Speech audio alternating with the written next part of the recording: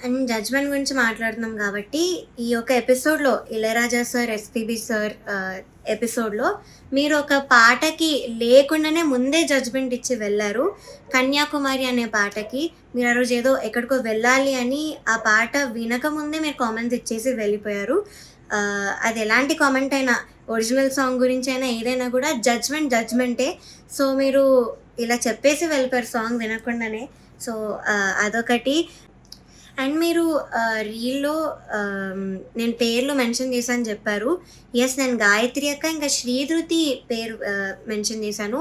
కానీ మీరింకేదో ప్రణతి, ఇంకా శ్రీలలిత అని చెప్పారు మీ రీల్‌లో. నేను ఈ 2 నేమ్స్ ఎక్కడా గూడా వాడలేదు. వీడియోలో కానీ, ఇంటర్వ్యూస్‌లో గానీ ఎక్కడా ఎత్తలేదు.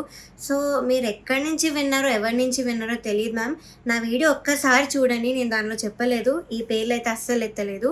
అండ్ శ్రీలలిత గురించి గూడా నేనెప్పుడూ మాట్లాడను. బికాజ్ చాలా నాలెడ్జ్ ఉన్న అమ్మాయి. She is an amazing singer. నేను తన గురించి అసలు మాట్లాడను. సో, నా యాక్చువల్ క్వెషన్‌కి మీ ఆన్సర్ రాలేదు.